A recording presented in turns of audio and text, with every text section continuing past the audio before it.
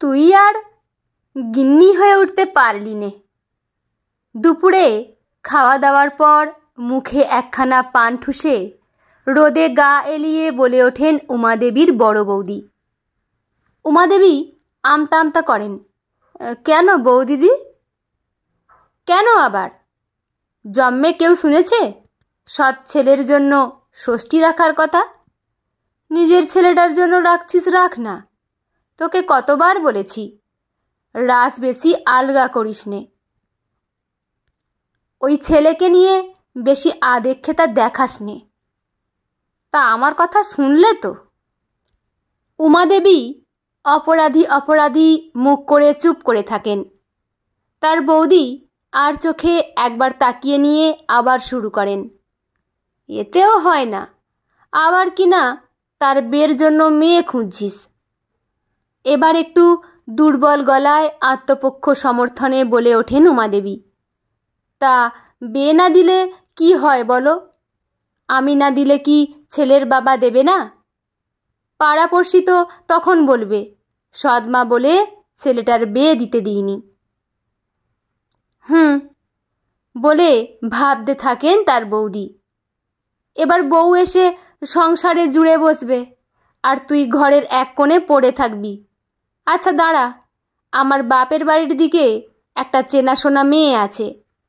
মা নেই, বাপের কাছে মানুষ। সংসারের প্যাচপোঁচ কেউ শেখাতে পারেনি। একেবারে মুঠোর ভেতর করে নিস, বুঝলি? বাধ্য মেয়ের মতো মাথা নাড়েন উমাদেবী। বাপের বাড়ি থেকে ফিরে সবে হাত পা ধুয়ে কাপড় জামা বদলে একটু সুস্থির হয়ে বসেছেন। অমনি খবর পেয়ে বড় ছেলে পাঁচকড়ি দোকান থেকে ছুটে এলো। কখন এলে মা? কতদিন তোমার হাতের রান্না খাইনি। মুখ ঝামটা দিয়ে ওঠেন উমাদেবী। খালি খাই খাই, সবে ফিরলুম, একটু শান্তি করে বসার জন্যেই। বৌদিদির শাসন ভুলে গেলে চলবে না। তবে সে শাসনের প্রভাব দীর্ঘস্থায়ী হলো না। পাঁচকড়ির করুণ মুখখানা দেখে উমাদেবীর মনে ব্যথা বাজে। বলেন, আয় এখানে এসে বস, তোদের জন্য কেমন বড় বড় সন্দেশ এনেছি দেখ। পাঁচকড়ি খুশি হয়ে বলে, দাঁড়াও বিশুকে ডেকে আনি।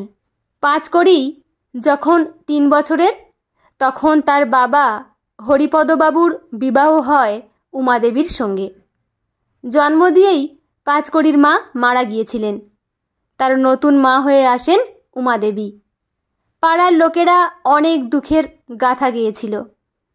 আহারে, একরত্তি ছেলেটা সৎমায়ের হাতে গিয়ে পড়ল, আর ঠিকমতো খাওয়া জুটবে না।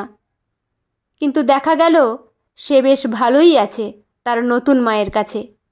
তাকে খাওয়ানো, শোয়ানো, স্নান করানো, পরিপাটি করে চুল আঁচড়ে দিয়ে স্কুলে পাঠানো, সবই তার নতুন মা হাসি মুখে করে। এর 4 বছর পর উমাদেবীর নিজের এক সন্তান হয়। তার নাম তিনি রাখেন বিশ্বজিৎ।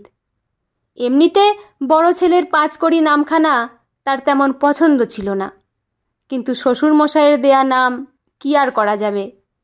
তাই ছোট ছেলের নাম রাখলেন নিজে পছন্দ করে। পাড়ার লোক পুনরায় উত্তেজিত। এবার পাঁচুর কপাল পুড়ল, তার সৎমায়ের এবার নিজের ছেলে হয়েছে, আর ওকে পুঁজবে না।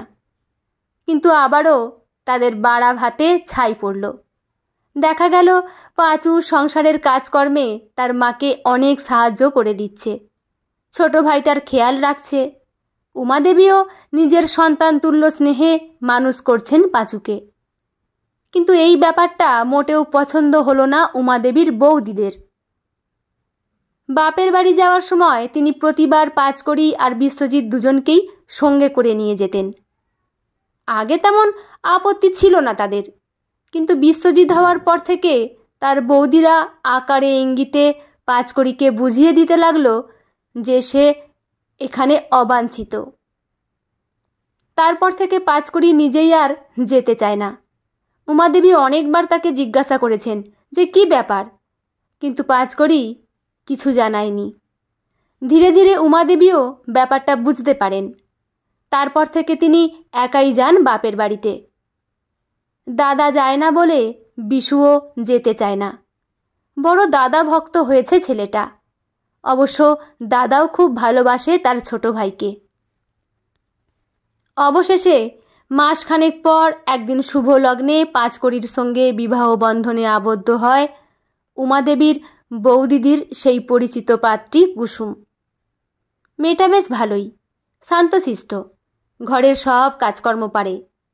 বিয়ের পরদিন বৌদিদি উমাদেবীকে ঠাট্টা করে বলেছিলেন, তুই বিয়েতে আসতেই পারতিস, তোর তো আর নিজের ছেলে নয়।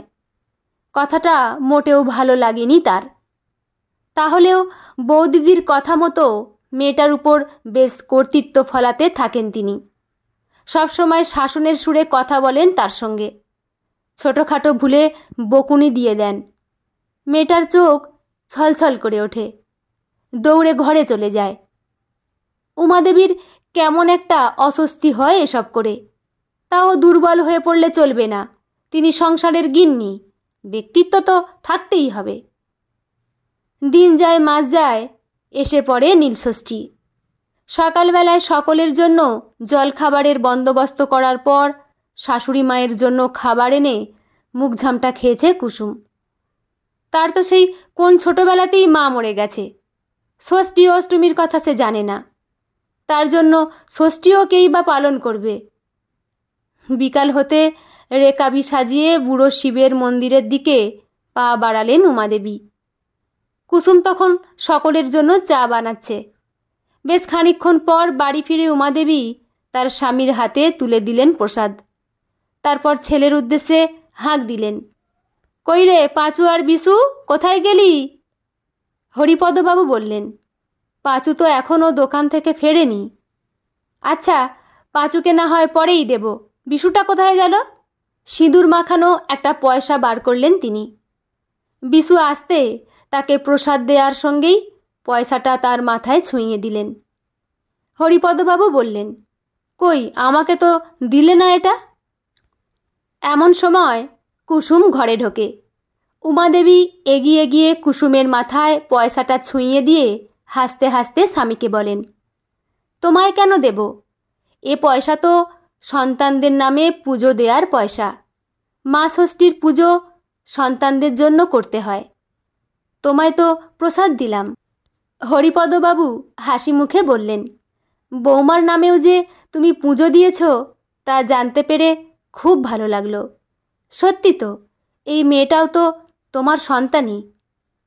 থতমত খেয়ে যান উমাদেবী। তিনি খেয়ালই করেননি যে কুসুমের সামনে বলে ফেলেছেন। কুসুমও হাঁ করে তাকিয়ে তাকে দেখছে। কিছু না বলে তিনি কুসুমের ওই হাঁয়ের ভেতর একটা সন্দেশ গুঁজে দিয়ে তাড়াতাড়ি চলে যান সেখান থেকে।